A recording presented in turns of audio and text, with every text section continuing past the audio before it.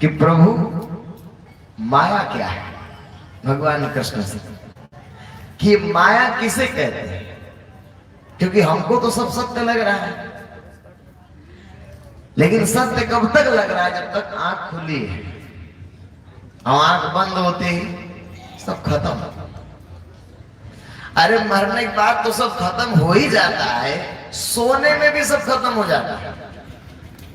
आप सो जाइए तो सोने के पश्चात ये भी नहीं पता रहता है कि हम सोए हैं कहां, जमीन पे सोए हैं कि पलंग पे सोए हैं, कि हम स्त्री हैं कि हम पुरुष हैं कि हम राजा हैं, कुछ पता लगता है?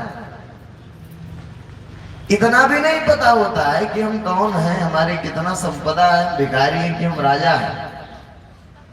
और जागे तो फिर से प्रपंच शुरू। बहुत टेंशन है आपके दिमाग में, बहुत चिंता है आपके दिमाग में, एकदम दिमाग फटा जा रहा है। सो जाइए, सब खत्म।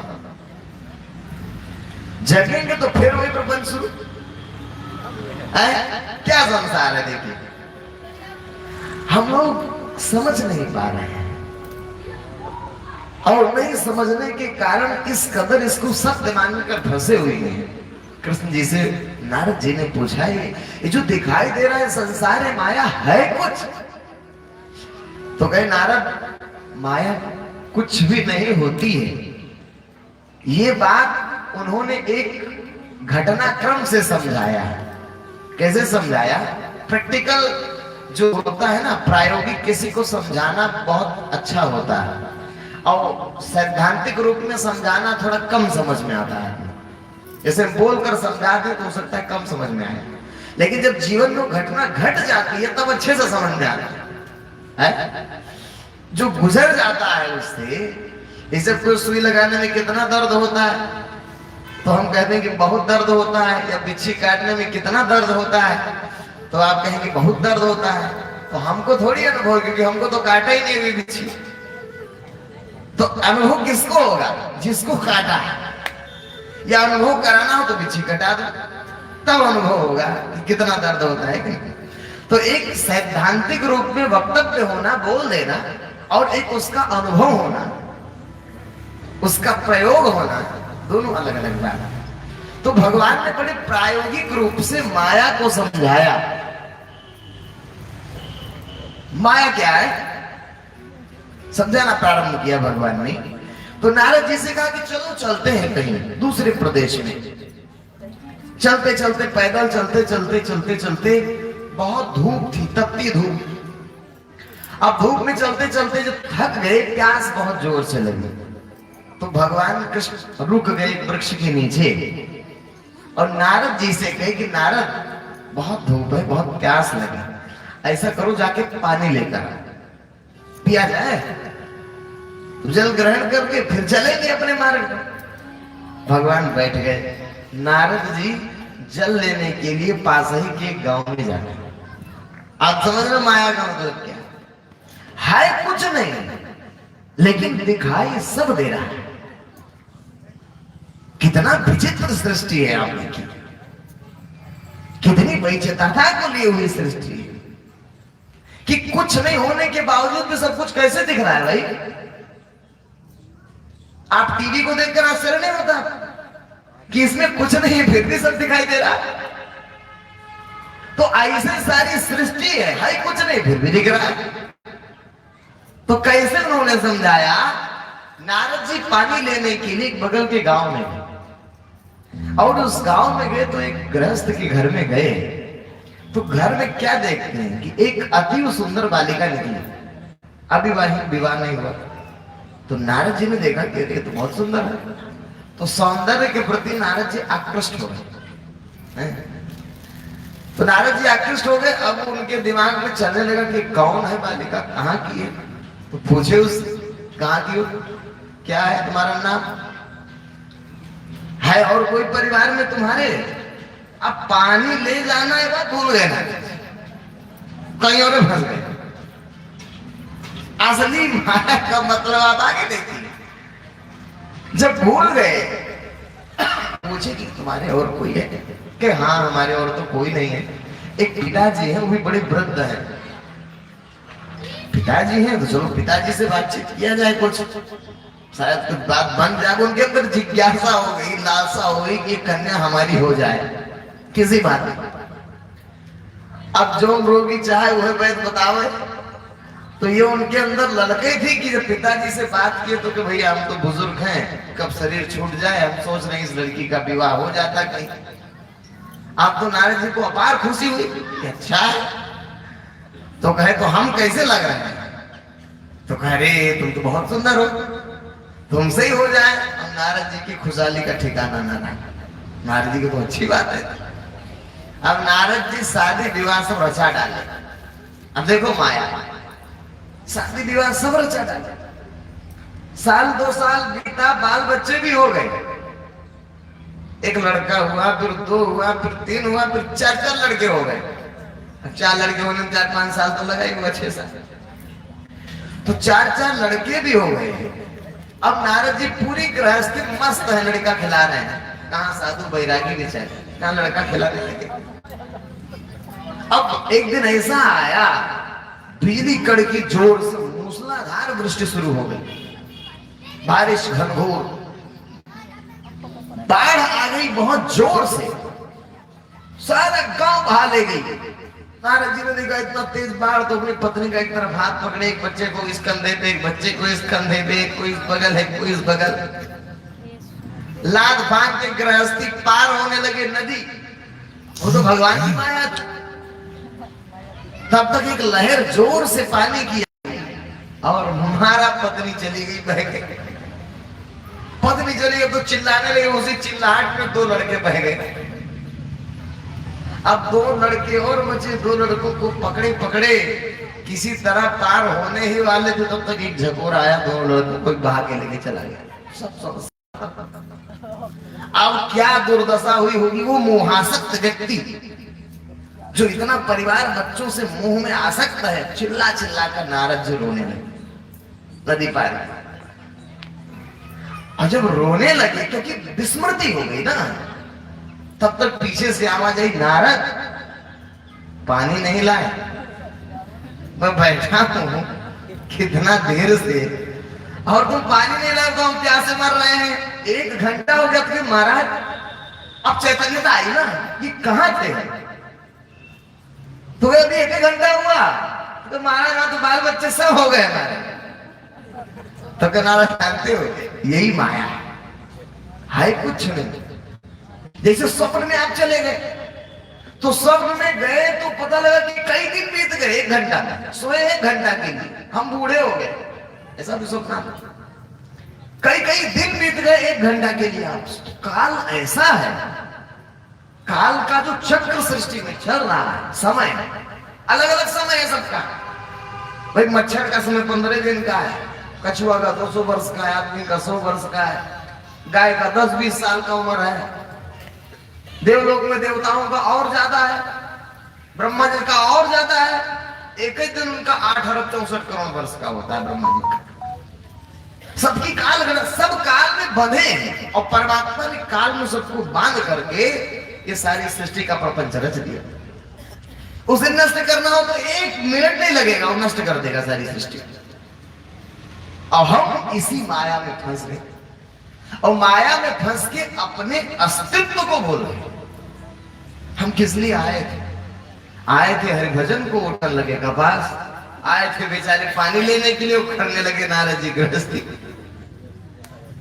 तो जिस लिए हम आए थे इस संसार में, वो काम नहीं की, शेष सब काम हम करने लगे। किस लिए आए थे? कल आपको बताया गया था ना, भगवान ने भी कहा, साधन धाम मोक्ष करवा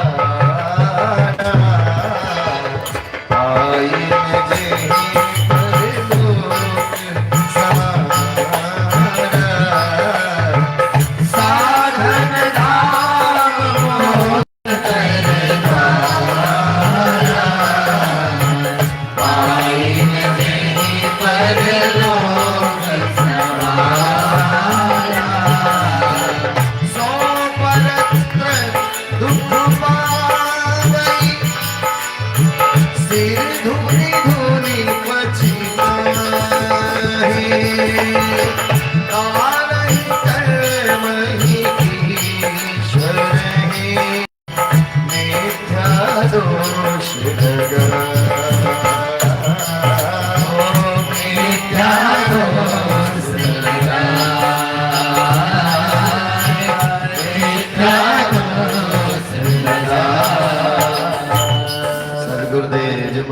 महाराज की जय। परम पिता जी परमेश्वर की जय।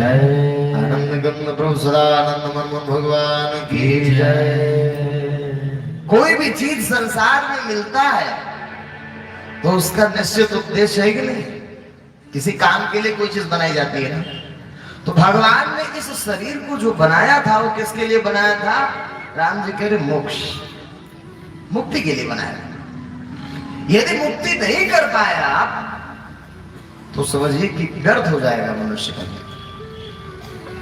मुक्ति है, मोक्ष है। मोक्ष इसलिए हमको प्राप्त करना है क्योंकि 84 लाख योनियां बहुत कष्टकारक है, इतना कष्टप्रद है, इतना कष्टप्रद है कि आप उसका आकलन में बिच्छी वाला हाल है। मारेगा नहीं तो पता ही नहीं लगेगा कितना दर्द होता है, लेकिन अनुभूति कर सकते हैं कि 1000 बिच्छू एक साथ डंक मारे, उतना मरने में तो कष्ट होता है। यही छोड़ दो आप, ये तो जन्मने मरने वाली बात है। नर्क इतना दुसाध्य है। नर्क जान रहे हैं? 28 प्रकार के नर्क हैं। नर्क में एक एक नर्क ऐसा ऐसा है। भोगना किसको है? जीवन आप ही भोगेंगे, शरीर नहीं छोड़कर चले जाएंगे, सूक्ष्म शरीर से भोगेंगे।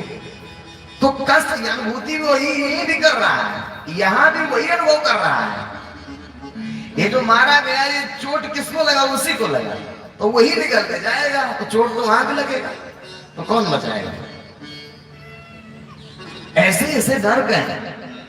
28 प्रकार के नरकों का वर्णन आता है गरुड़ पुराण। भगवान विष्णु गरुड़ जी को ज्ञान देने लगे तो गरुड़ जी ने इच्छा जाहिर की कि यहां शरीर जो छोड़ देता है, मृत्यु हो जाती है, उसके पश्चात जीवात्माओं के नरक में क्या दुर्गति होगी।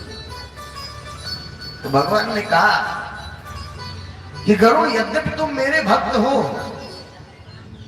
तुम्हें ये काल व्याप्त नहीं होगा, ये कष्ट व्याप्त नहीं होगा, लेकिन फिर भी खाली सुनने में ही इतना भयावह है। यहां किसी का शरीर छूटता है तो गरुड़ पुराण पढ़ते नहीं पढ़ते?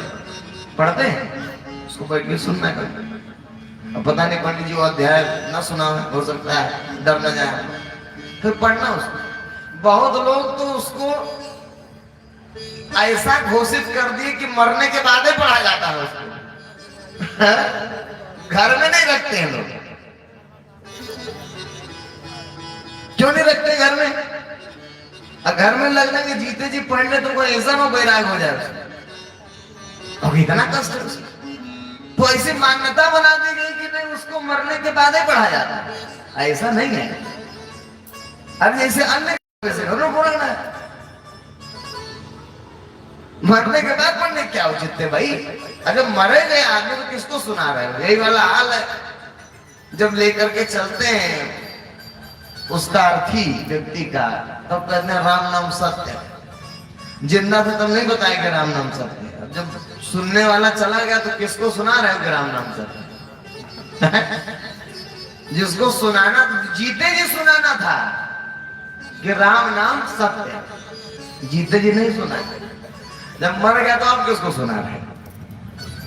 प्रचलन दुनिया ही ऐसी उल्टी है, दुनिया ही उल्टा। अच्छा, इसलिए क्या है, रमजान में जाते हैं तो राम नाम सत्य कहते कहते लेकर के जब जाते हैं और चिता पर रखा जाता है तो मुखाग्नि दी जाती है। मुखाग्नि, अग्नि लगाई जाती है। और अग्नि किस तरह लगाई जाती है? मुख की ओर से। जिधर मुख होता है उधर से अग्नि लगती है, पैर की ओर से नहीं लगता है। क्यों? क्यों नहीं लगता पैर की ओर से? इसलिए मुख में अग्नि दी जाती है। अब मुख तो कहीं दिखता नहीं है, लेकिन एक धारणा है कि भाई मुख जिधर हो उधर से अग्नि, मुखाग्नि कहा जाता है। क्योंकि मुख जो मिला है वो भगवान भगवान कहने के लिए मिला है। अब तुमने क्या कहा? बेटा बेटा बेटा, तो बेटे तुम्हारे मुंह में आग लगाएगा। मुंह से बेटा बेटी चिल्लाए हो तो बेटे मुंह में आग लगाता है। तो वास्तव में कहने का मतलब नरक की यातना ऐसी दुसाध्य है। गरुड़ जी ने कहा, जब भगवान सुनाने लगे गरुड़ को, 7वें अध्याय में पहुंचे तो आता है श्रुत्वात् गरुड़ हुकम पितृ अश्वत्थ पत्रवत्। जब भगवान ने सुनाया यातना, किस नरक में किस प्रकार की कैसी यातना होती है, तो गरुड़ जी कांपने लगे। ऐसे कांपने लगे जैसे पीपल का पत्ता कांपता है। इतना दुसाध्य कष्ट है। एक एक नरक है, कुंभीपाक है, तामिस है, अंधर तामिस्र है, रौरव है, मारव है, विषमन है, लाल भक्ष है, सार वेदन है, पुण्य है, प्राणारोध, वज्र कंटक शलवरी। तो देखो गरुड़ पुराण का चित्र दिख रहा है ना, वो गरुड़ पुराण है, देखिए दिखा दी, बहुत सुंदर। कौन है कैमरामैन भाई, कहां से ऑपरेट हो? बस एक ग्रंथ है गरुड़ पुराण। तो गरुड़ पुराण एक ऐसा ग्रंथ है कि उसमें सारी जीवों की दुर्दशा का वर्णन है। तो इतनी भीषण यातना है। अब हमको ये नरक न व्याप्त हो, इसीलिए मनुष्य का जीवन भगवान, कि इससे हम वो काम करें जिससे क्या मिल जाए हमको, मोक्ष। दोबारा फिर जन्मना न पड़े, दोबारा फिर मरना न पड़े। तो जन्म और मरण के चक्र से हमेशा के लिए छूट जाने का नाम क्या है? मोक्ष। बहुत लोग सोचे अरे मरी के मोक्ष मिलेगा, मरने से मोक्ष नहीं मिलता। मरने के बाद तो असली खेल शुरू होता है, फिर उसके बाद तो दंड है, नरक जाएंगे, स्वर्ग जाएंगे, और फिर 84 लाख योनि में जाएंगे। कहां खेल खत्म हुआ? बहुत लोग ये समझते कि नहीं मर गए बस मोक्ष मिल गया। अरे आप नहीं देख रहे, जीवात्मा का असली खेल तो सृष्टि चक्र वाला चालू है।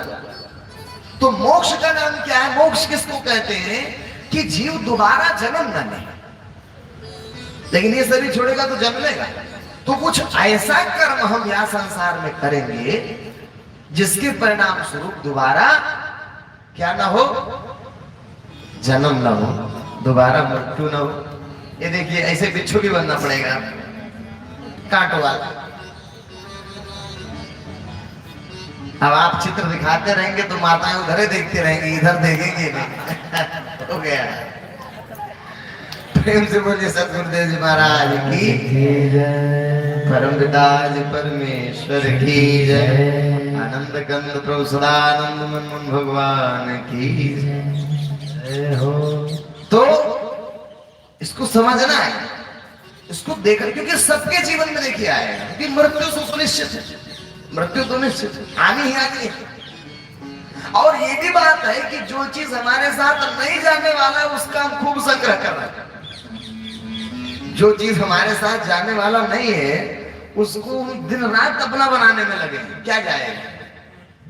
धनानि भूमौ पशवाश्च गोष्ठे और नारी गृहद्वार जना श्मशाने और देहश्चितायाम परलोक मार्गे और धर्मानुगो गच्छति जीव एकः। क्या कहे? धनानि, धन, धन जाता है किसी के साथ? कमा लो हीरे और मोती, कफन में जेब नहीं होती। कफन में जेब ने क्यों नहीं बनाई गई जेब? क्योंकि कुछ जाने नहीं है साथ, इसलिए कफन में जेब नहीं बनाया गया, क्योंकि साथ नहीं जाएगा। तो धनानि, धन यही रह जाए। भूमि, भूमि, जमीन किसी के साथ गया आज तक? कोई ले जा पाया है क्या? महात्मा जी सुनाए, तो राजा जनक कहेंगे राज तुम्हारा है तो तुमने बनाया क्या? अरे तुम्हें तो मिला है किसी से। तो जिस जमीन पर बैठे हो लिए कहां से? किसी से लेकर ही ना घर बनाए हैं। अब आप मर जाएंगे तो वही जमीन दूसरे की हो जाएगी, फिर वो भी हमारा हमारा कहेगा, फिर वो मर जाएगा तो तीसरे की हो जाएगी। संपत्ति किसी की नहीं है। ये बेवकूफी की हमारी हमारी जो कहता है वो मूर्ख। ऐसा कि कहां किसी की है? जब तक जिंदा तब तक आपकी, फिर किसी और की हो जाएगी। किसी की नहीं है संपत्ति। तो धनानि भूमौ, भूमि भी किसी की नहीं। और पशवाश्च गोष्ठे, और भैंस किसकी है? पशु, भैंस गाय आपकी है? वो नहीं। आप एक साहब ने कितनी भैंसे मर के चली गई है कि? तो पशुवाश्च गोष्ठे, पशु भी एक घर में बांधे रह जाएंगे। और धनानि भूमो पशुवाश्च गोष्ठे, नारी स्त्री कहां जाएगी? स्त्री कहां तक जाएगी? घर के दरवाजे तक। नारी गृह द्वार जना श्मशाने, और जो आपके साथी हैं, जो लोग मित्र हैं, वो कहां तक जाएंगे? शमशान तक। और देह चितायाम, शरीर कहां तक जाएगा? चिता तक। चिता जाएगा शरीर भी नहीं जाने वाला है। देह चितायाम, बस खत्म सब। जितना आप जुटाए थे शमशान तक पहुंचने पहुंचने तक सब खत्म, भी नष्ट हो गया। अब क्या हो गया? परलोक मार्गे अधर्मानुगो गच्छति जीव एक, जीव के साथ इसके बाद केवल और केवल धर्म जाएगा, केवल कुछ जाएगा। यहां तक पहुंचते पहुंचते सब खत्म हो गया, कुछ नहीं बचा, खाली हाथ हो गया। और अगर धर्म होता है ना, साथ में जाता है। शरीर छूटने के बाद भी धर्म साथ में जाएगा, क्योंकि वो जीवात्मा से संबंधित है। नहीं तो पाप की गठरी लेके जाओ। धर्म एक ऐसा है,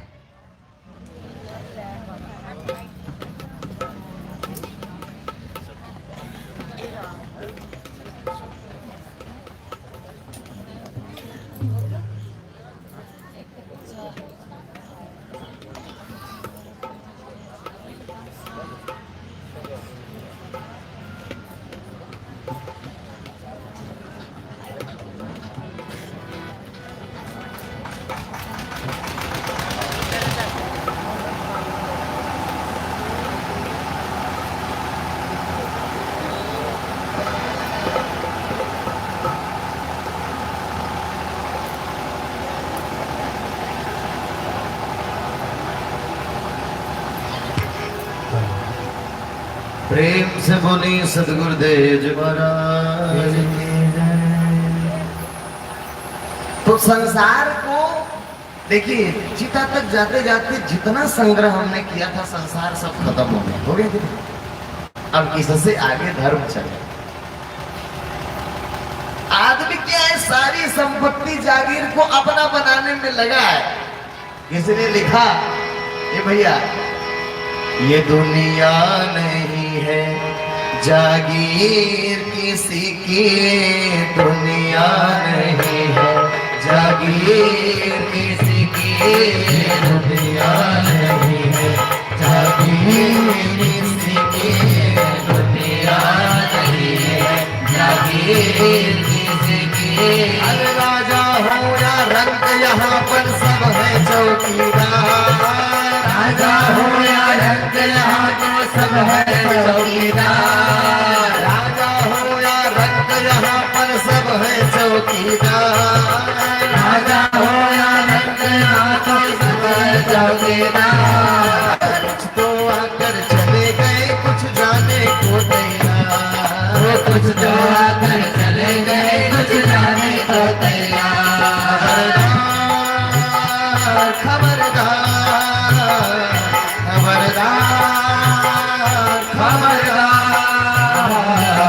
दुनिया जागीर किसी की, दुनिया नहीं है जागीर किसी की, दुनिया नहीं है जागीर किसी की, दुनिया नहीं है जागीर किसी की।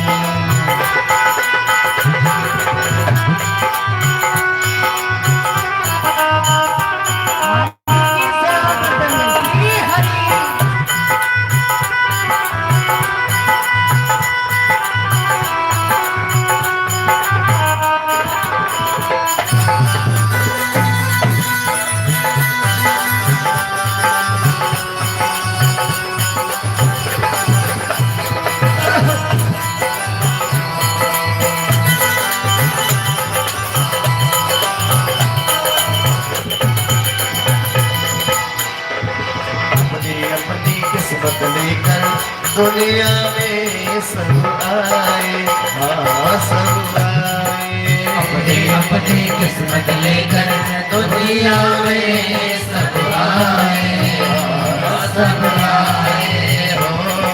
अपने श्वास के जग में वो पूरे कर जाए, हाँ कर जाए।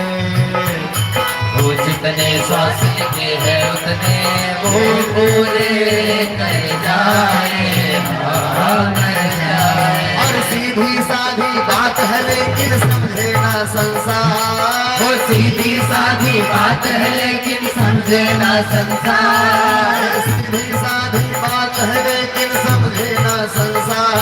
वो सीधी साधी बात है लेकिन समझे ना संसार। कुछ तो आकर चले गए कुछ जाने को तैयार, कुछ तो आकर चले गए कुछ जाने को तैयार।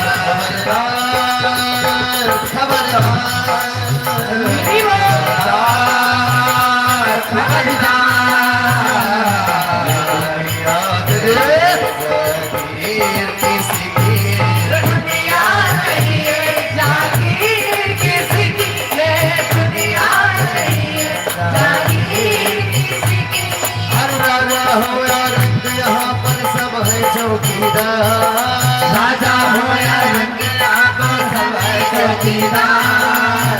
राजा हो या रंग सब क्या है? चौकीदार। यानी आप जिस जमीन की आज चौकीदारी कर रहे हैं फिर चले जाएंगे फिर दूसरा चौकीदार आएगा। यानी इस जमीन किसी की नहीं है, आप क्या है, आपको इसका कुछ समय के लिए मालिक बनाया गया है। आप मालिक कहाँ से हो गए? राजा हो या रंग यहाँ पर सब है चौकीदार, राजा हो या रंग यहाँ पर सब है चौकीदार। कुछ तो आकर चले गए कुछ जाने को तैयार, हो कुछ तो आकर चले गए कुछ जाने को तैयार।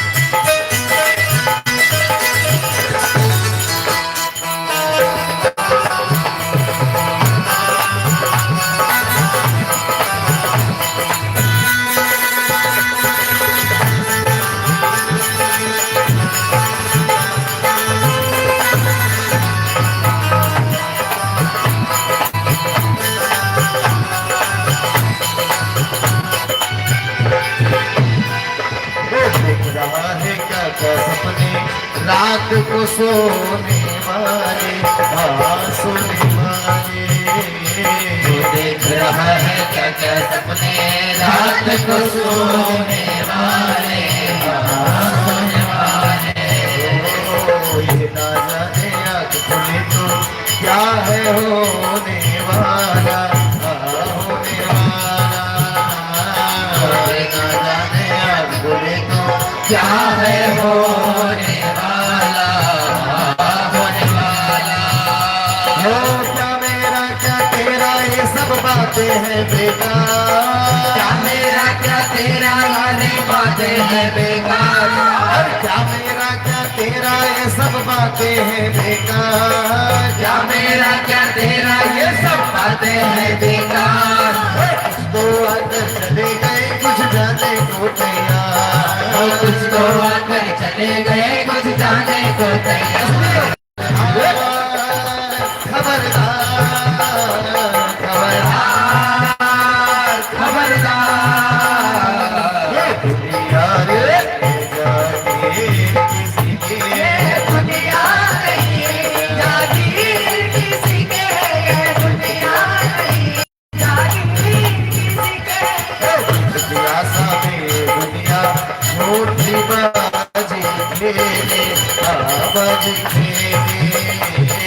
जिंदगी आशा में दुनिया झूठी बाजी खेले महाराज खेले हो। जब चाहे वो ऊपर वाला हाथ से पत्ते ले तो जब चाहे वो ऊपर वाला हाथ से पर्दे ले और उसके आगे एक चले ना लाख बनो होशियार। उसके आगे एक चले ना लाख बनो होशियार। उसके आगे एक चले ना लाख बनो होशियार। उसके आगे एक चले ना लाख बनो होशियार। तो आकर चले गए कुछ जाने को तैयार। कुछ तो आकर चले गए कुछ जाने को तैयार। खबरदार खबरदार ये दुनिया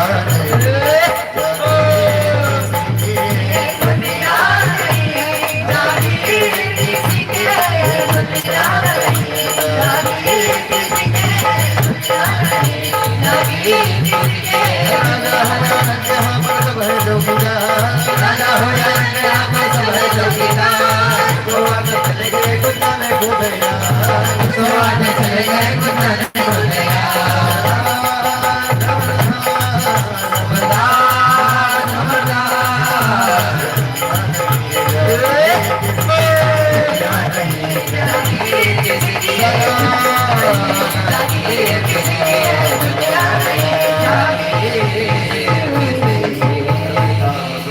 ईश्वर की जय।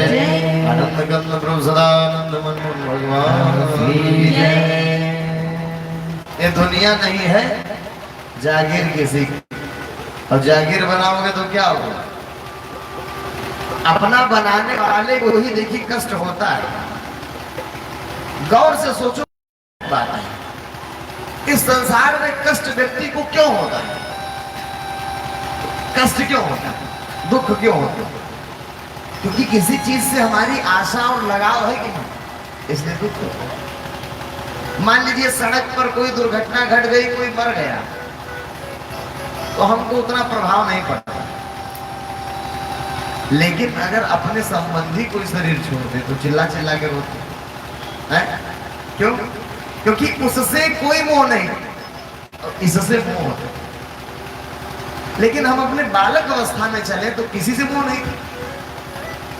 बच्चा है छोटा, उसको किससे मोह है? सारा संसार नष्ट हो जाए उसके ऊपर कोई प्रभाव नहीं पड़ेगा। क्यों? क्योंकि अभी संसार से मोह पैदा नहीं हुआ है उसका। वैसा ही जीवन हमको जीना था दरअसल। लेकिन हम इस माइक प्रपंच में आकर के हर चीज से अपनी आसक्ति बना ली है, इसलिए कष्ट होता है। वस्तु हमारे पास रहती है जब तक सुख देती है, जब हमसे दूर हो जाती है तो कष्ट। संत लोग क्या करते हैं? जो वैराग्य के पथ के पथिक हैं, वो अपना कहलाने वाली हर विषय को छोड़ दें। क्यों? कष्ट होगा ही नहीं, क्योंकि जब अपना कुछ है ये नहीं। भाई विवाह किए हैं और पत्नी है और बच्चे हैं तब ना उनको कुछ होगा। विवाह नहीं किए तो पत्नी बच्चे नहीं, झंझटे खत्म। अब हम लोग का झंझटे खत्म, ना रहेगा बांस ना बजेगी बांसुरी। जब बच्चे आए नहीं तो मरेंगे कहाँ? नहीं हो। जो वास्तव भक्त है भगवान का, वो क्या करता है? नश्वर वस्तुओं से अपना संबंध स्थापित नहीं करता, क्योंकि जानता है कि जब तक पास में है तब तक तो मजा देगा, और जैसे पिछड़ेगा कष्ट होगा। इसलिए भगवान ने कहा इस संसार की किसी भी विषय वस्तु से आपको आसक्ति नहीं पालना कि आप उसके बिना जी ना पाओ। आप प्रयोग कीजिए, आप वस्तु का उपयोग कीजिए, लेकिन आपकी ऐसी स्थिति न हो कि वो आपसे विलग हो जाए तो आपको बहुत कष्ट होगा, चिंता में डूब जाए, डिप्रेशन के शिकार आप हो जाए। जो जितने मोह में डूबा होगा उसको उतने कष्ट होगा। फैक्ट है कि नहीं? जिससे जितना ही प्रेम होगा, जिससे जितना ही मोह होगा, उसके दूर होने पर उतना ही कष्ट होगा।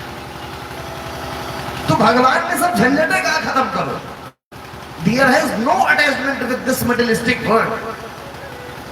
गीता में एक श्लोक आता है, तो भगवान ने कहा हम तक कौन पहुंचेगा जो 4 शर्तों को सेटिस्फाई करे। 4 शर्त कौन कौन सी बताए? अंग्रेजी में इसका अनुवाद है, थोड़ा क्लियर है, हिंदी में थोड़ा अस्पष्ट है हिंदी में भी। तो 4 शर्त उसमें है। पहला शर्त है one who is perform all his duty only for my sake, that is first condition। पहला क्या है कि व्यक्ति सारे कर्मों को मेरे लिए करता हूं, भगवान तक पहुंचने के रास्ते। अब आप अपने आप को देखो, इस सूत्र को आप फॉलो करते हैं? नहीं करते। क्यों? क्योंकि आप जो कर रहे हो अपने कुटुंब के लिए कर रहे हैं, परिवार के लिए कर रहे हैं। आपकी इंद्रियों से जो हो रहा है वो भगवान का कार्य काम है।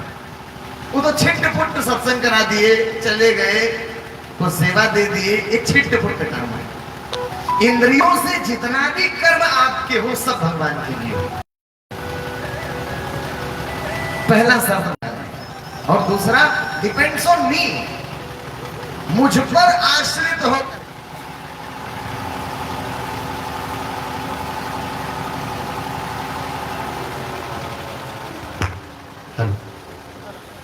प्रेम से बोलिए सद्गुरुदेव जी महाराज की जय, परमपिता परमेश्वर की जय, आनंद कंद प्रभु सदानंद मन भगवान की जय।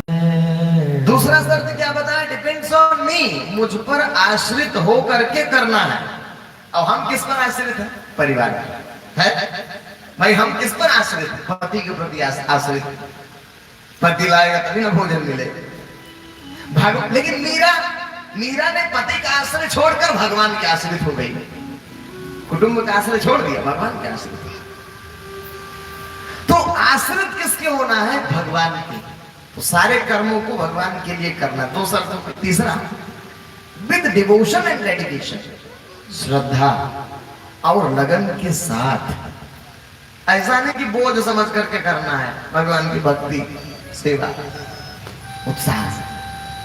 और चौथा सबसे कठिन शर्त, and there has no attachment with this materialistic world, और उसका इस भौतिक संसार से किसी भी प्रकार की कोई आसक्ति न हो।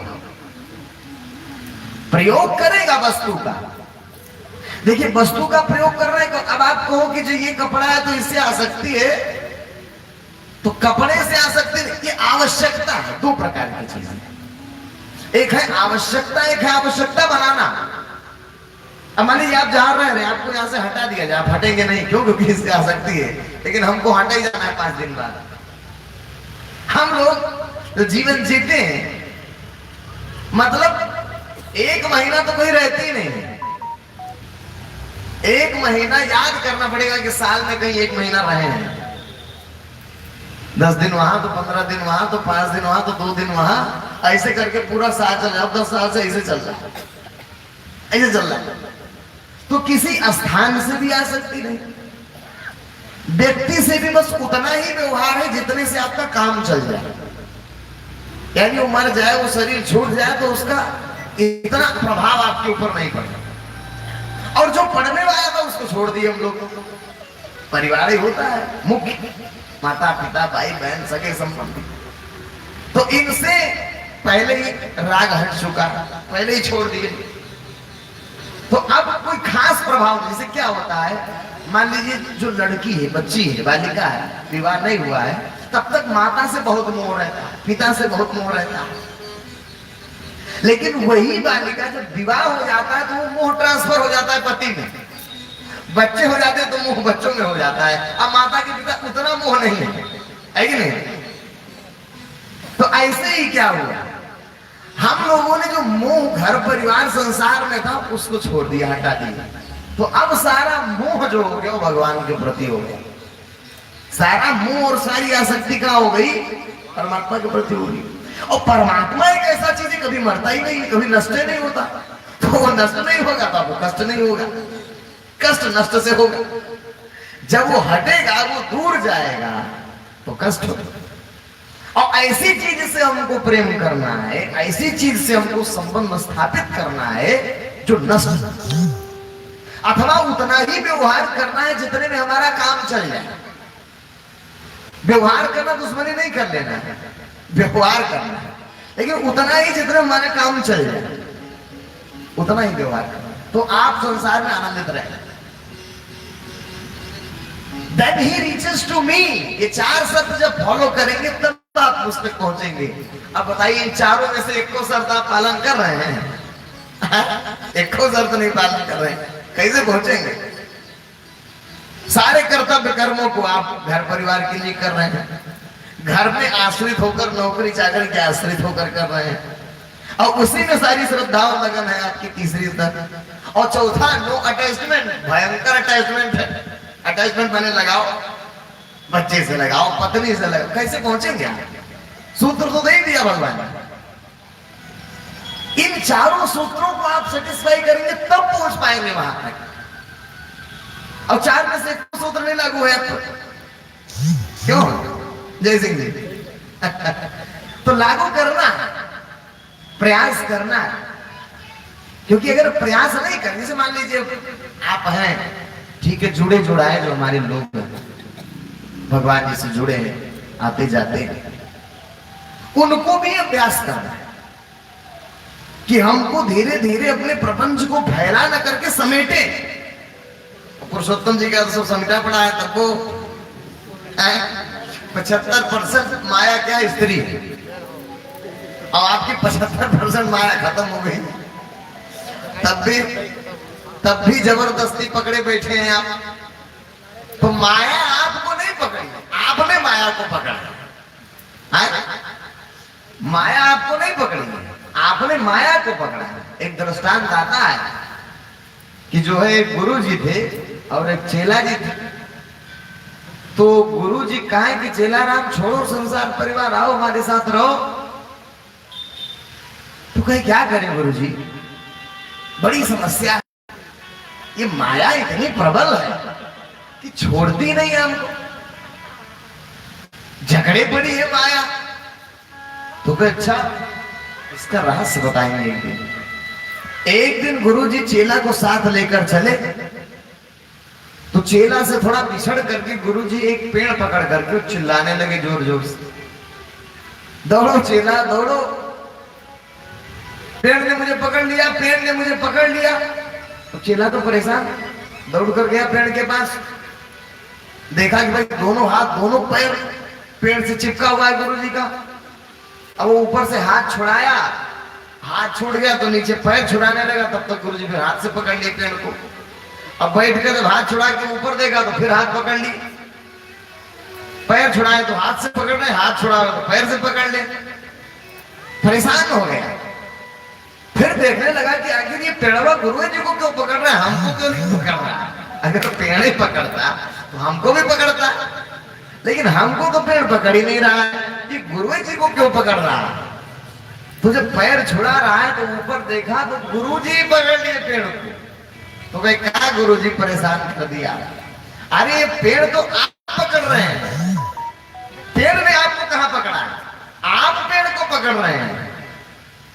तो कहे बस मैं यही समझाना चाह रहा हूं कि हमने माया को पकड़ा, माया ने हमको नहीं पकड़ा, है कि नहीं। हमारा जो मोह, हमारी जो आसक्ति है, हमारा जो राग है, उसी के कारण हम पकड़े बैठे हैं। हम कहें चलो तो क्यों नहीं जाएंगे, मोह नहीं जाने देगा। लेकिन आपका बच्चा हो भी पैदा हुआ है 6 महीना साल भर का, उससे कहें कि चलो तो चल देगा तुरंत, है कि नहीं, क्योंकि वो अनासक्त है, मोह से रहित। लेकिन आप मोह से युक्त हैं, और इसी बवाल में आप कब पड़े, जब बड़े हो गए तब पड़े। आप थे नहीं मोही, परमात्मा के यहां से आप आए थे तो शुद्ध थे, एकदम निर्विकार, कोई आसक्ति नहीं थी संसार से। लेकिन जैसे जैसे बड़े होते गए, हमने वस्तुओं को पहचानना शुरू किया।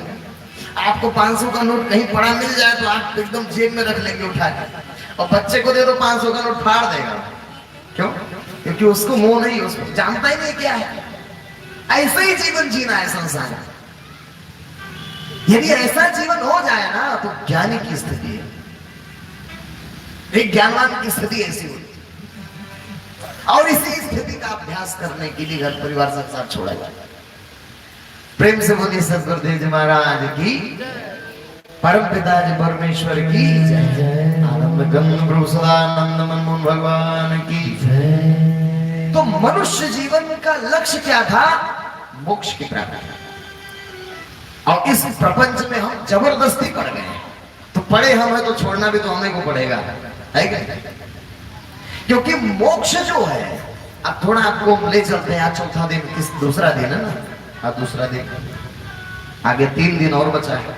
तो हम लोग अपने विषयों को धीरे धीरे एक्सटेंड करते हैं और आगे बढ़े। तो क्या है मोक्ष? मनुष्य जीवन का लक्ष्य क्या है? क्या प्राप्त करना है मनुष्य को? क्या प्राप्त करना है? मोक्ष। मोक्ष मतलब क्या होता है? मोक्ष किसे कहते हैं?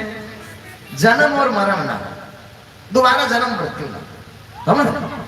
अब मोक्ष क्या है और कहां जाने पर होता है, समझ? इसको समझना। तो 4 लोक हैं, 4 लोक, 4 जगत है। तुम लोग भी सुनो, ढोलक वादक तुम लोग भी सुनो, बहुत जरूरी चीज है। 4 लोक है ना? 4 लोक। कौन कौन सा लोक है? एक ये लोक है जो हमको दिखाई दे रहा है इस आंख से, इन आंखों से जो दिखाई दे रहा है, वो इस लोक को कहते हैं स्थूल जगत। ये स्थूल जगत। लेकिन जब शरीर छूट जाती है तो उसके पश्चात जो परलोक है, तो परलोक में 3 जगत है। परलोक में 3 जगत है। सबसे पहला जगत आता है, उसको कहते हैं सूक्ष्म जगत। सूक्ष्म जगत, सूक्ष्म जगत में क्या है? ये भूत प्रेत से लगा करके, देवी देवता से लगा करके, नरक और स्वर्ग जहां है, ये सब क्या है? सूक्ष्म जगत में। 2 जगत हो गए, एक स्थूल ये, और ऊपर परलोक में पहला सूक्ष्म जगत। सूक्ष्म जगत से भी ऊपर जाएंगे तो एक और जगत है जिसको दिव्य जगत कहते हैं। क्या कहते हैं? दिव्य जगत। दिव्य जगत या उसी को कहीं कहीं शास्त्रों में कारण जगत कहा है, या उसी का दूसरा नाम ब्रह्मलोक, शिवलोक। एक वो जगत है दिव्य जगत, और उससे ऊपर भी एक और जगत है जिसको कहते हैं परम धाम, अमर लोक। बहुत लोग वैकुंठ भी उसको कहते हैं। तो वो जो जगत है वो भगवान का जगत है, और ब्रह्मलोक जो जगत है वो ब्रह्म का जगत है, ईश्वर का जगत है। और नीचे जो सूक्ष्म जगत है वो देवी देवताओं का जगत है। परलोक में 3 जगत है, समझ रहे? और यहां अब कहां जाएंगे हम सूक्ष्म जगत में जाएंगे तो नरक स्वर्ग तक ही सीमित रह पाएंगे। हम ब्रह्मलोक जाएंगे तो ब्रह्मलोक से नरक स्वर्ग से ऊपर वहां पहुंच सकते, या हम अमरलोक जाएंगे, परम धाम जाएंगे।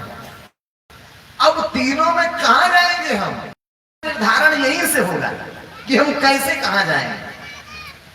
क्या कहा था भूषुल जी ने कि नरक स्वर्ग अपवर्ग सेनी ज्ञान विराग भगति शुभ देनी। नरक स्वर्ग अपवर्ग सेनी ज्ञान विराग भगति शुभ देनी। नरक स्वर्ग अपवर्ग सेनी ज्ञान विराग भगति शुभ देनी।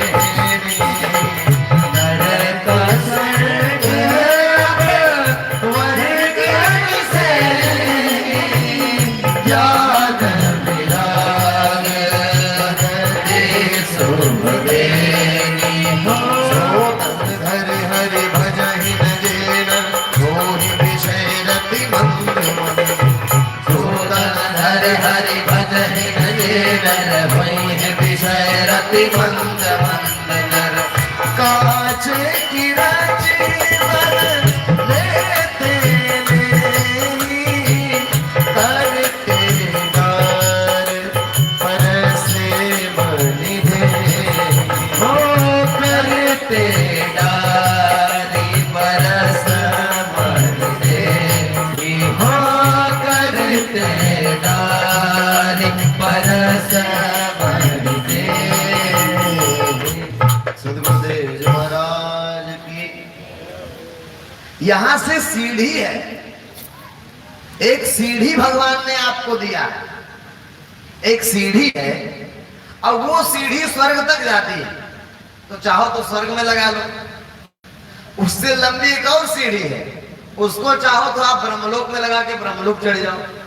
और एक और सीढ़ी है जिसको आप परमधाम में लगा लो तो परमधाम पहुंच जाओ। समझ रहे? तो वो सीढ़ी कौन सी है? वो सीढ़ी है शरीर, मनुष्य का शरीर।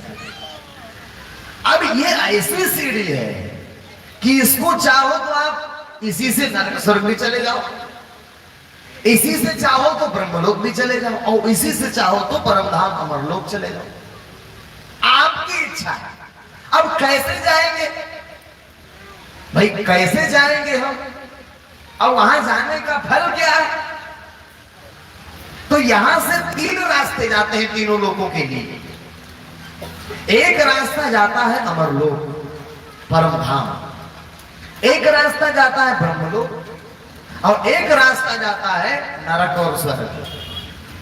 तीन रास्ते हैं यहीं से। अब कौन कौन से रास्ते हैं ये बताने से पहले हम जानना चाहेंगे कि कहां जाना पसंद करेंगे आप लोग। कहां जाना चाहते हैं? सूक्ष्म जगत में जहां देवी देवता रहते हैं, नरक स्वर्ग है, वहां जाना चाहते हैं कि ब्रह्मलोक जाना चाहते हैं जहां ब्रह्म का क्षेत्र है, कि परम धाम वैकुंठ जाना चाहते हैं? कहां जाना चाहते हैं?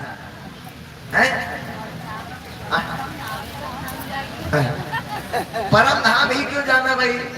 सूक्ष्म जगत में देवलोक में देवी देवताओं के क्यों नहीं जाना है? ऐसा अब देखिए, जाना है स्वर्ग नरक इसलिए नहीं जाना है क्योंकि स्वर्ग और नरक एक समझ लो होटल है। नरक में तो भैया कष्ट है, कोई नहीं जाना चाहे।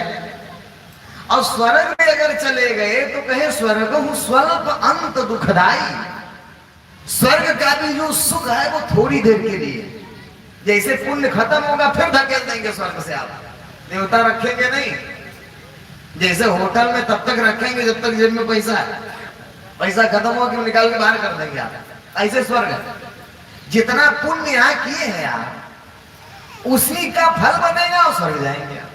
तो स्वर्ग से फिर आवागमन है, फिर 84 लाख का चक्कर काटो, फिर वही नरक जाओ स्वर्ग जाओ। तो क्योंकि वहां मोक्ष नहीं है, वहां से आवागमन है, इसलिए स्वर्ग नरक जाना उचित नहीं है। समझ रहे? उससे ऊपर वाला जगत क्या है? ब्रह्मलोक। वो ब्रह्मलोक में भी वहां से भी आना पड़ता है, क्योंकि भगवान कृष्ण ने कहा गीता में अध्याय 9 में भगवान कह रहे हैं कि अर्जुन तेकुम भुक्त्वा स्वर्गलोकम विशालम क्षिप्रे पुण्ये मृत्युलोकम विशन्ति एवं त्रयी धर्म मनुप्रपन्ना गतागतम काम कामा लभन्ते। हे अर्जुन, जब यहां पुण्य करोगे तो पुण्य के प्रभाव से आपको शरीर छूटेगा तो क्या मिलेगा? स्वर्ग। लेकिन जैसे पुण्य खत्म हुआ फिर आप मृत्युलोक चले आओ। समझ रहे? तो मृत्युलोक चले आएंगे आप, यानी वहां मोक्ष नहीं है, इसलिए उसको नहीं जाना है स्वर्ग में। स्वर्ग नरक की कामना बिल्कुल उस रास्ते को नहीं पकड़ना है जो स्वर्ग नरक ले जाता हो। दूसरा रास्ता ब्रह्मलोक जाता है। अब ब्रह्मलोक अगर आप चले गए तो ब्रह्मलोक में भी भगवान ने 8वें अध्याय में कहा कि अर्जुन आ ब्रह्म भुवनालोका पुनरावर्तिनो अर्जुन मामुपेत्य तो कौन्तेय पुनर्जन्म न विद्यते। हे अर्जुन, अगर तुम ब्रह्मलोक भी चले गए तो ब्रह्मलोक से भी तुम्हारा पतन हो जाए, क्योंकि ब्रह्मलोक भी हमेशा हमेशा नहीं रहता, एक युग तक आपको रखा जाए। फिर भगवान धरती पर आएंगे तो फिर ब्रह्मलोक से भेज दिया जाएगा। अब उसके बाद धरती पर आके तो पता नहीं क्या हो जाए, माया में फंस जाए, फिर 84 का चक्कर काटने लगे तो ब्रह्मलोक भी ठीक नहीं है। हमें कहां जाना है? अमर लोक जाना है। अमर लोक एक ऐसा स्थान है, यद गत्वा न निवर्तन्ते तद्धामं परमं मम। इसलिए किसी ने कहा, किसी से उनकी मंजिल का पता पाया नहीं जाता, किसी से उनकी मंजिल का पता पाया नहीं जाता, किसी से उनकी मंजिल का पता पाया नहीं जाता, किसी से उनकी मंजिल का पता पाया नहीं जाता।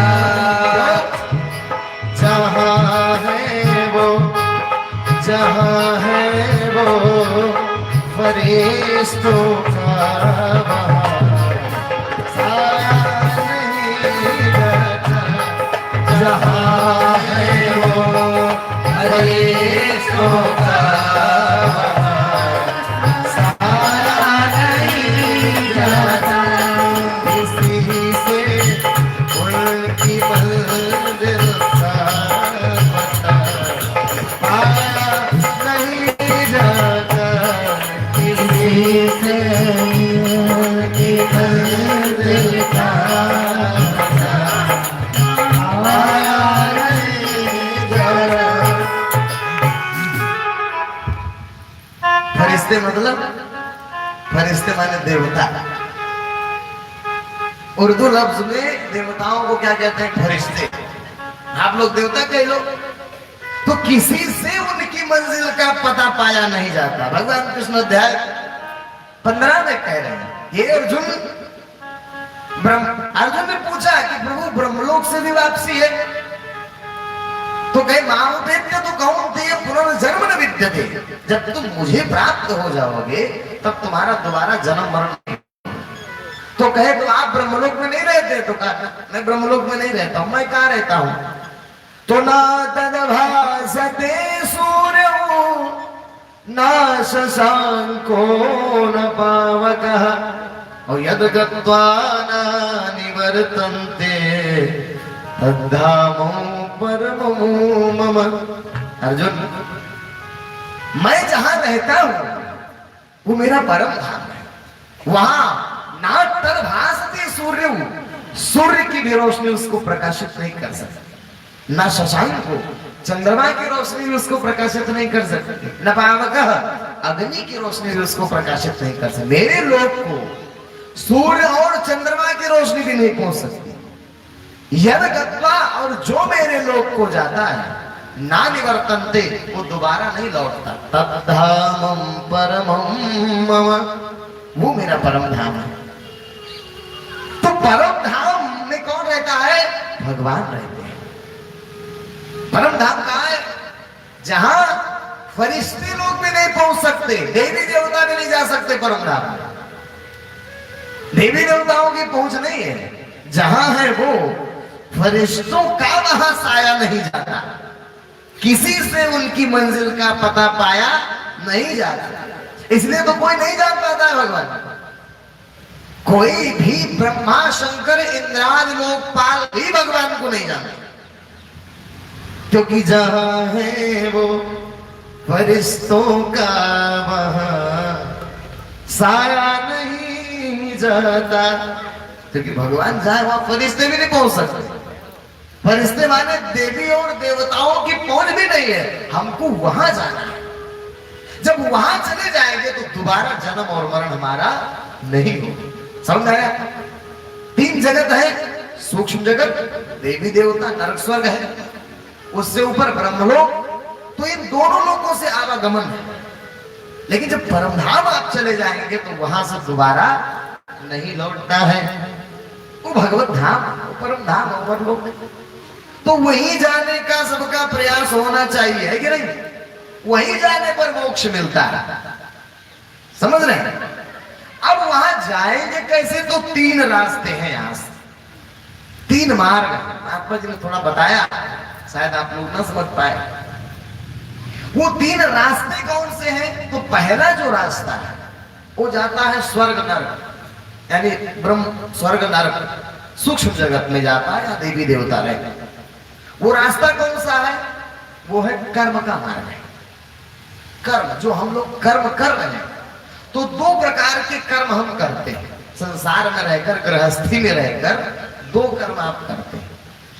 कुछ अच्छा करते हैं और कुछ बुरा भी करते हैं। जानबूझ के नहीं करते तो अनजाने में होता है, लेकिन होता है बुरा, क्योंकि हर परिवार में। तो इन दोनों कर्मों का अलग अलग फल बनता है। तो कर्म में जब जीवन आप जिएंगे तो अंतिम पहुंच नरक स्वर्ग हो पाएगा। बुरा करेंगे फल बनेगा पाप, जाना पड़ेगा नरक। अच्छा करेंगे तो फल बनेगा पुण्य, जाएंगे स्वर्ग। स्वर्ग और नरक से ऊपर आप नहीं जा सकते हैं अगर इस कार्य को आप करेंगे, कर्म जो कर रहे हैं आप कर्म। अब इसमें सुकर्म और कुकर्म 2 ही है। सुकर्म माने अच्छा कर्म, माने हवन यज्ञ जप तप पूजा पाठ तीर्थ व्रत दान, ये सब का है अच्छा कर्म। तो इसके प्रभाव से आप अधिक से अधिक स्वर्ग और नरक जा सकते हैं, यानी इससे ऊपर नहीं गति है। और जब इससे ऊपर नहीं जा पाएंगे तो फिर आपको मृत्युलोक आना पड़ेगा, फिर 84 के चक्कर में घूमना पड़ेगा, समझ रहे हैं? इसलिए इस कर्म के मार्ग से श्रेष्ठ एक और मार्ग है। इससे श्रेष्ठ एक साधना का मार्ग है। साधना माने आध्यात्म का मार्ग।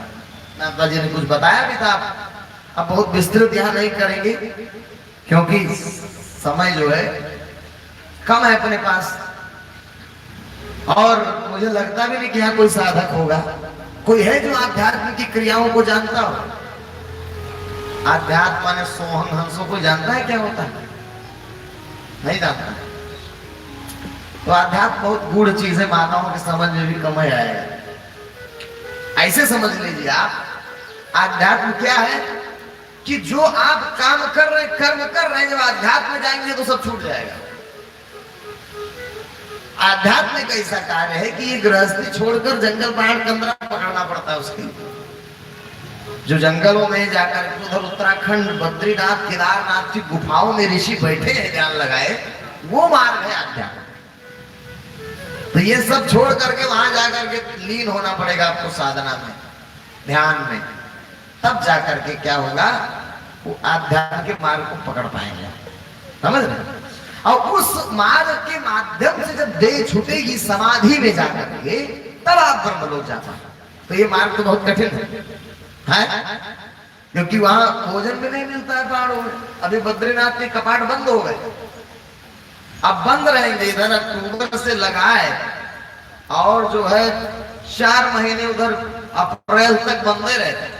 अप्रैल में थोड़ा बर्फ खुलता है, अब बर्फ गिर जाएगी वहां भयंकर, वहां ना जाना सब बंद हो जाएंगे, मार्ग से अवरुद्ध हो जाते हैं। लेकिन वहां अभी भी योगी पड़े अंदर है, कुछ खाते ही नहीं पीते ही नहीं, तपस्या कर रहे हैं। लेकिन उतना कठिन तपस्या से भी मोक्ष नहीं मिलता है। जान लीजिए बात, मुख्य बात यह है कि उतना कठिन 0 डिग्री से -30 डिग्री तापमान में भी रहने वाला साधक जो बैठा है, उसको भी मोक्ष नहीं मिलता है। क्यों? क्योंकि वो मोक्ष का मार्ग नहीं है, वो मार्ग है ब्रह्मलोक का। अगर इतना घनघोर तपस्या करेंगे तो कहां जाएंगे आप? ब्रह्मलोक में जा सकते। मुक्ति नहीं हो सकती, और मनुष्य जीवन में मुक्ति नहीं मिला तो बेकार है 0 डिग्री में रहना, क्या फायदा? लेकिन वो जानते ही नहीं कि 0 डिग्री में हम रह रहे हैं तो हमको क्या मिलेगा। वो जानते हैं कि मुक्ति मिलेगी, मुक्ति नहीं मिलती। लेकिन हाँ, सिद्धि बहुत हो सकती। वो जो मार्ग है उसमें बहुत सिद्धियां हैं, मतलब ऐसी ऐसी भी सिद्धियां हैं कि आप 1000 साल भी जी सकते हैं। आप चाहें तो 2000 साल भी जिंदा रह सकते हैं, ऐसी सिद्धियां उसमें है। लेकिन मोक्ष नहीं है। मोक्ष हमको प्राप्त क्या करना है? मोक्ष प्राप्त। मनुष्य जीवन का लक्ष्य क्या है? मोक्ष है। तो आध्यात्म बड़ा कठिन है, कर्म बड़ा आसान है जो आप कर रहे हैं कर्म। तो कर्म का जो मार्ग है वो नरक स्वर्ग ले जाता है, आध्यात्म का जो मार्ग है वो ब्रह्मलोक ले जाता है। तीसरा एक और मार्ग जिसको क्या कहते हैं, तत्व ज्ञान।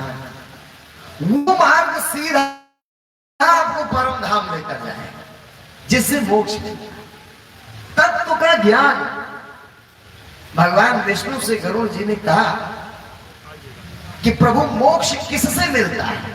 कल एक डॉक्टर साहब आए थे, आए नहीं आज डॉक्टर साहब, कल डॉक्टर साहब लेकर आए थे, महेश जी लेकर आए थे, महेश खटाना और डॉक्टर साहब आए थे। क्या नाम है? आज नहीं आए। और डॉक्टर साहब कल आए, हमसे पूछे कर्म योग और ज्ञान और योग, कर्म योग और ज्ञान में अंतर पूछे हो, क्या अंतर है तीनों में? तो देखिए यही अंतर है। उन्होंने कहा तीनों में श्रेष्ठ कौन सा मार्ग है? तो तीनों में जो श्रेष्ठ मार्ग है वो ज्ञान मार्ग है, क्योंकि ज्ञान मार्ग अमरलोक ले जाता है। योग का मार्ग आपको ब्रह्मलोक ले जाएगा और कर्म का मार्ग आपको स्वर्ग ले जाएगा। गीता में तीनों कर्म धारणाओं की बात है। इसी को दूसरी भाषा में जड़वादी धारणा कहते हैं। जड़वादी माने कर्म जो हम कर रहे हैं, जड़वादी धारणा है। चेतन वाली धारणा माने आध्यात्म, वो जंगल पहाड़ों वाली, वो आध्यात्म। और तत्व ज्ञान माने जिस मार्ग पर हम लोग चल रहे हैं, तत्व ज्ञान का मार्ग। तत्व ज्ञान का मार्ग मोक्ष दिलाता है, साधकों का मार्ग ब्रह्मलोक दिलाता है, और कर्म का मार्ग नरक स्वर्ग दिलाता है।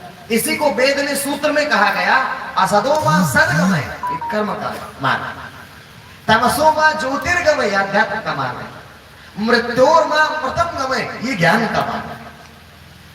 तो तत्व ज्ञान जो है, भगवान ने क्या कहा, हे गरुड़ तस्माद इत्यादिकम कर्मलोक रंजन कारकम मोक्षस्य कारणम साक्षात तत्व ज्ञानम खगेश्वर। ऐसे होगा भैया बार बार।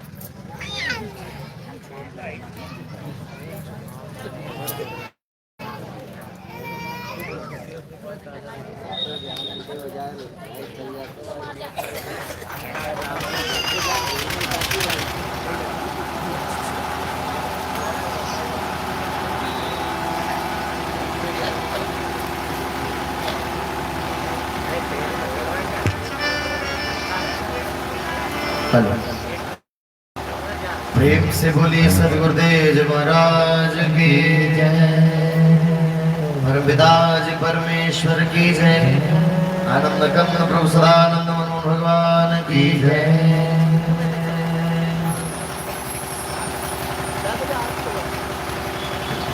चार बजे तक आरती खत्म, शुरू करना। प्रेम से बोलिए सदगुरुदेव महाराज की जय, परमपिताजी परमेश्वर की जय, आनंद गंध प्रभु सदानंद मनोहर भगवान की जय। देखिए बहुत महत्वपूर्ण विषय है, क्योंकि सोचिए मोक्ष जीवन का सबसे महत्वपूर्ण अंग मोक्ष। तो मैं जानता हूं कि आप लोग काफी देर से बैठे हैं, थोड़ा समस्या हो रहा होगा, लेकिन थोड़ा कष्ट सह लिया जाए अगर, और श्रेय का मार्ग पता लग जाए तो कर लेना चाहिए, है कि नहीं? उस 0 डिग्री से तो अच्छा है ना। वो जो गुफा में बैठा है साधक, वो स्वेटर भी नहीं पहने, नंगे बैठा है,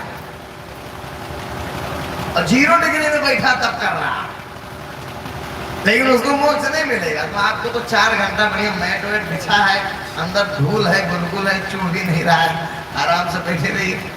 2-4 घंटे की बात है कि नहीं? प्रेम से बोलिए सदगुरुदेव जी महाराज की जय, परमपिताजी परमेश्वर की जय, आनंद कंद प्रभु सदानंद मनोहर भगवान की जय।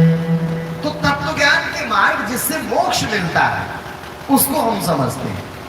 तो वो मार्ग जो है वो किसका मार्ग है? वो भगवान का मार्ग है। और ब्रह्मलोक का मार्ग जो है वो आत्मा का मार्ग है, और नीचे वाला वो कर्म का मार्ग है। समझ में? तो भगवान को जानना होगा तत्व ज्ञान जानने से पहले। भगवान कौन है? भगवान किसे कहते हैं? भगवान कौन है माता? भगवान किसे कहते हैं? भगवान भगवान भगवान भगवान है तो हम ही जानते हैं। भगवान भगवान है, भगवान कौन है हम पूछ रहे हैं। भाई कुछ लोग गणेश जी को भगवान कह रहे हैं, कुछ लोग शंकर जी को भगवान कह रहे हैं, कुछ देवी देवताओं को भगवान कह रहे हैं, कोई पितरों को पूजने में लगा है, तो सवाल तो ये है कि भगवान कौन है। बहुत सारे ग्रामीणों में जाइए तो अलग अलग देवी देवताओं का स्थान बना करके उनको ही भगवान मानकर पूछते हैं।